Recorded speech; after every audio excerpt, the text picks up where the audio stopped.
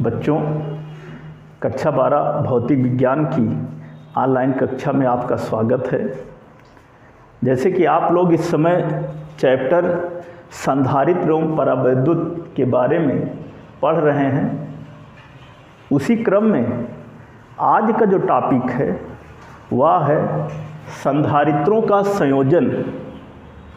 संधारित्रों का संयोजन। संधारित्रों के संयोजन की दो प्रमुख विधियां हैं। एक है श्रेणी क्रम संयोजन और एक दूसरा है समांतर क्रम संयोजन। तो सबसे पहले आप श्रेणी क्रम संयोजन जान लीजिए। इसमें हम मान लेते हैं, सबसे पहले तो इसमें जो संयोजन होता है, प्रत्येक संधारित्र की जो दूसरी प्लेट है, एक संधारित्र में 2 प्लेटें, दूसरे में भी 2 प्लेटें, तीसरे में 3 प्लेटें, इसी तरह से प्रत्येक संधारित्र, अगर हम मान लेते हैं कि माना कोई 3 संधारित्र हैं, तो प्रत्येक संधारित्र की जो दूसरी प्लेट है वह अगले संधारित्र की पहली प्लेट से जुड़ी होती है, और दूसरे संधारित्र की जो पहली प्लेट है वह तीसरे संधारित्र की दूसरे संधारित्र की जो दूसरी प्लेट है वह तीसरे संधारित्र की पहली प्लेट से जुड़ी होती है। आप चित्र के अनुसार देखिए, यहाँ पर हमने माना है कि माना कोई 3 संधारित्र है और उन तीनों संधारित्रों की जो धारिताएं हैं वो C1, C2 और C3 हैं। तीनों संधारित्र या C1 धारिता वाले संधारित्र की 2 प्लेटें हैं, और इसकी भी 2 हैं और इसकी भी 2 हैं। इस पहले संधारित्र की पहली प्लेट को हम बिंदु A से जोड़ देते हैं, और जो दूसरी प्लेट है वह दूसरे संधारित्र की पहली प्लेट से जुड़ी होती है, और दूसरे संधारित्र की जो दूसरी प्लेट है वह तीसरे संधारित्र की पहली प्लेट से जुड़ी होती है, और इस तीसरे संधारित्र की जो दूसरी प्लेट है वह बिंदु B द्वारा पृथ्वी से संपर्कित होती है। होता क्या है कि जब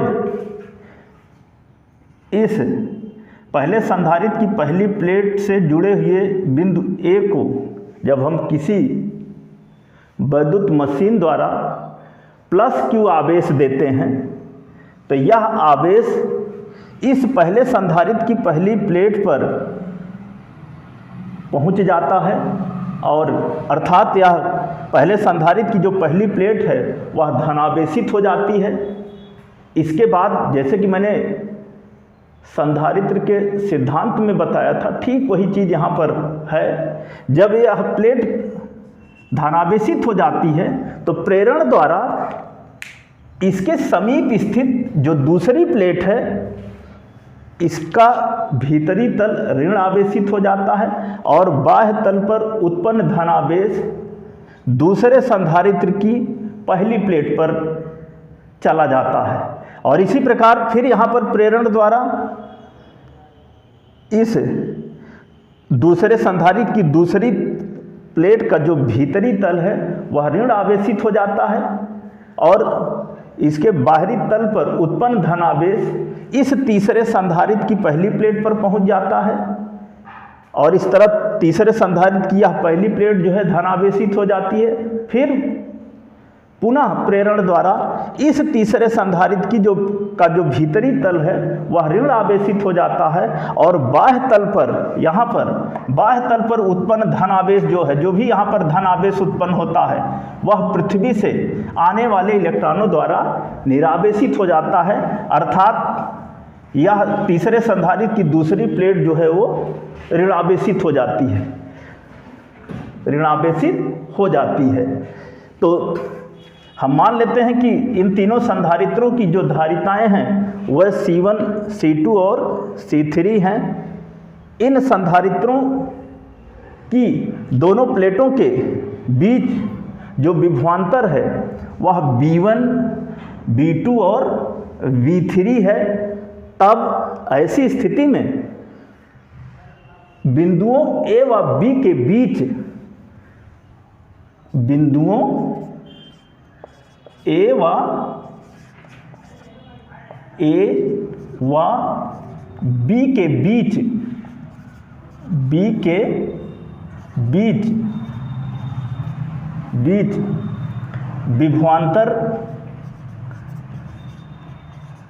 विभवांतर बी बराबर क्या होगा, अलग अलग संधारित्रों की प्लेटों के बीच विभवांतर के योग, तो B1 धन B2 और धन B3, B1 धन B2 धन B3। फिर आगे,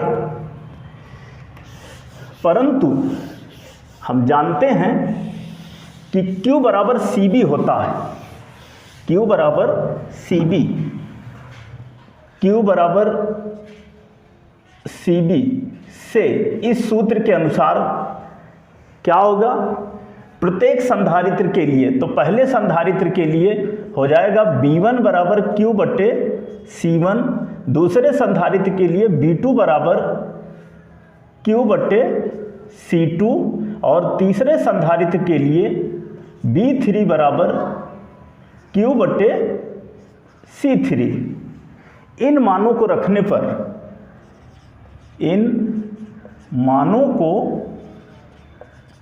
पर, जब इन मानों को रखेंगे, यहाँ पे जब रखेंगे तो क्या हो जाएगा, V बराबर B1 की जगह पर Q बटे C1 और धन Q बटे C2 और धन Q बटे C3 हो जाएगा, अथवा V इक्वल टू Q को कॉमन ले लेते हैं, हो जाएगा 1/C1 धन 1/C2 और धन 1/C3। समीकरण नंबर 1। समीकरण नंबर 1 हम आगे मान लेते हैं कि यदि बिंदुओं A व B के बीच सभी संधारित्रों के स्थान पर एक ऐसा संधारित्र लगाया जाता है जिसकी धारिता या जिसकी तुल्य धारिता C हो और विभवांतर V हो, तब क्या हो जाएगा, तब हो जाएगा V equal to Q upon C, तब B बराबर Q बटे C। इसको मान लेते हैं समीकरण नंबर 2। समीकरण नंबर 2। अब समीकरण 1 व 2 की तुलना करने पर, समीकरण 1 व 2 की तुलना करने पर और जब तुलना करेंगे तो क्या हो जाएगा, हो जाएगा V बराबर Q अपान C हो जाएगा Q बटे C बराबर Q ब्रैकेट में 1/C1 धन 1/C2 और धन 1/C3, अथवा 1/C इक्वल टू Q से Q कट गया, 1/C1 और धन 1/C2 और धन 1/C3, अर्थात बिंदुओं, जैसे कि चित्र में हमने दिखाया था, बिंदुओं A व B के बीच तुल्य धारिता का व्युत्क्रम अलग अलग धारिताओं के व्युत्क्रमों के योग के बराबर होता है। अलग अलग धारिताओं के व्युत्क्रमों के योग के बराबर होता है। तो ये था हमारा श्रेणी क्रम संयोजन। अगला टॉपिक संधारित्रों के संयोजन की जो दूसरी विधि है वह है समांतर क्रम संयोजन। नंबर 2, समांतर क्रम संयोजन। संधारित्रों के समांतर क्रम संयोजन में होता क्या है कि जितनी भी हम अगर मान लेते हैं कि कोई 3 संधारित्र हैं और जिनकी धारिताएं जो हैं वह C1, C2 और C3 हैं,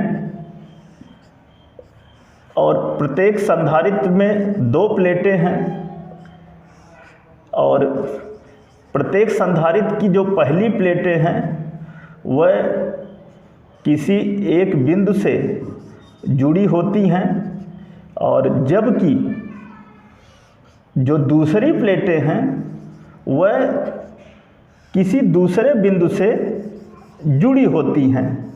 जैसे कि हम आपको इस चित्र में दिखा रहे हैं कि हम मान लेते हैं कि कोई 3 संधारित्र हैं।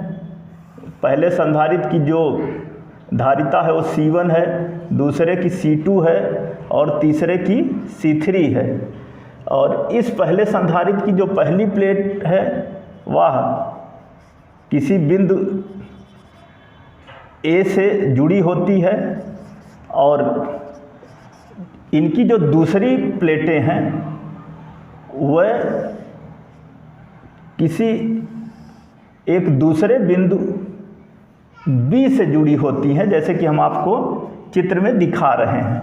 एक दूसरे बिंदु B से जुड़ी होती हैं और यह बिंदु B जो है वह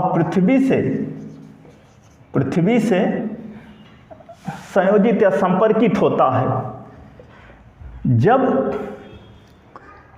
इस फिर से आपको हम बता रहे हैं कि इसमें हम मान लेते हैं कि माना कोई 3 संधारित्र हैं जिनकी धारिताएं जो हैं वह C1, C2 और C3 हैं और प्रत्येक संधारित्र में, चूंकि प्रत्येक संधारित्र में 2 प्लेटें होती हैं, तो प्रत्येक संधारित्र की जो पहली प्लेटें हैं वह किसी एक बिंदु A से जुड़ी होती हैं इस चित्र के अनुसार, जबकि दूसरी प्लेटें जो हैं वह किसी दूसरे बिंदु B से जुड़ी होती हैं और बिंदु B जो है वो पृथ्वी से संपर्कित होता है। जब इस बिंदु A को +Q आवेश दिया जाता है, जैसे कि हम आपको चित्र में दिखाए हैं, तो यह आवेश संधारित्रों की धारिताओं के अनुसार, प्रत्येक संधारित्रों की धारिताओं के अनुसार बंट जाता है और इस पहले संधारित्र की पहली प्लेट पर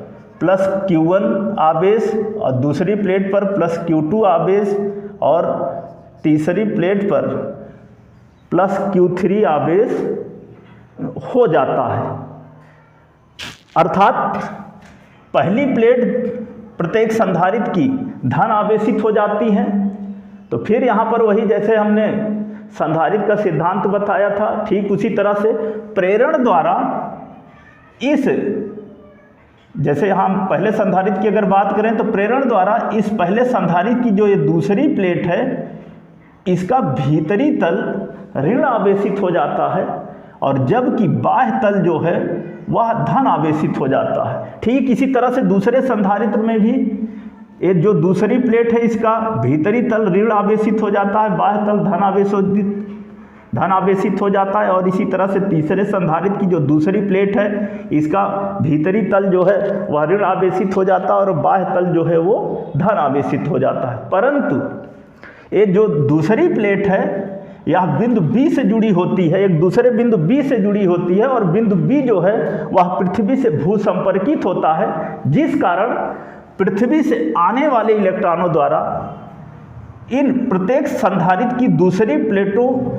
की बाहरी तल पर उत्पन्न धनावेश जो है वह पृथ्वी से आने वाले इलेक्ट्रॉनों द्वारा निरावेशित हो जाता है। तो इस प्रकार प्रत्येक संधारित्र की जो पहली प्लेट है वो धन आवेशित होती है और जो दूसरी प्लेट है वो ऋण आवेशित होती है, ऋण आवेशित होती है। और इन दोनों बिंदुओं A व B के बीच जो विभवांतर है वह V होता है। चूंकि यह आवेश Q ही इन तीनों संधारित्रों को उनकी धारिताओं के अनुसार बंट जाता है, अतः हम क्या कह सकते हैं कि आवेश Q बराबर Q1 अधन Q2 अधन Q3, Q बराबर Q1 धन Q2 धन Q3। फिर आगे, यदि प्रत्येक संधारित्र, या कह सकते हैं कि माना तीनों संधारित्रों की धारिताएं क्रमशः C1, C2 व C3 हैं, तब क्या हो जाएगा? तब हो जाएगा पहले संधारित्र के लिए Q1 बराबर C1b, Q2 बराबर C2b और तथा Q3 बराबर C3b। तो इसलिए Q इक्वल टू, या चाहे कह सकते हैं कि इन मानों को रखने पर, और जब इन मानों को रखेंगे तो क्या होगा? हो जाएगा Q बराबर Q1 की जगह पर C1v और धन C2v और धन C3v, अथवा Q इक्वल टू C1 धन C2 धन C3 इंटू ब्रैकेट के बाहर v, इक्वेशन नंबर फर्स्ट। फिर यहाँ पर हम मान लेते हैं कि माना बिंदुओं A व B के बीच तीनों संधारित्रों के स्थान पर एक ऐसा संधारित्र लगाया जाता है जिसकी धारिता C और विभवांतर, उनकी प्लेटों के बीच विभवांतर V हो, तब क्या होगा? तब हो जाएगा Q बराबर CB, Q बराबर CB, उस संधारित्र की धारिता और उनकी प्लेटों के बीच का विभवांतर। ये हो गया हमारा इक्वेशन नंबर 2। अब समीकरण 1 व 2 की तुलना करने पर, और जब तुलना करेंगे क्या हो जाएगा? हो जाएगा CB बराबर C1 धन C2 और धन C3 इंटू V से भी कट जाएगा, हो जाएगा क्या? C बराबर C1 धन C2 धन C3। तो यही हमारा जो है समांतर क्रम में जुड़े हुए संधारित्रों की तुल्य धारिता का सूत्र है। और इससे स्पष्ट है कि जैसे कि चित्र में हम दो बिंदुओं को दिखाए थे, तो इससे स्पष्ट है कि दोनों बिंदुओं A व बिंदुओं B के बीच जुड़े हुए संधारित्रों की तुल्य धारिता उन अलग अलग संधारित्रों की धारिताओं के योग के बराबर होता है। तो ये था हमारा संधारित्रों के संयोजन का समांतर क्रम संयोजन। तो बच्चों, ये जो दो टॉपिक हम इस वीडियो में बताए, श्रेणी क्रम संयोजन और समांतर क्रम संयोजन, आप जैसे हमने बताया उसको आप ध्यान से देखिए और समझिए और अपने नोट्स कॉपी में नोट करिए। इस चैप्टर के कुछ बचे हुए शेष टॉपिक जो हैं हम आपको अगली वीडियो में बताएंगे। धन्यवाद।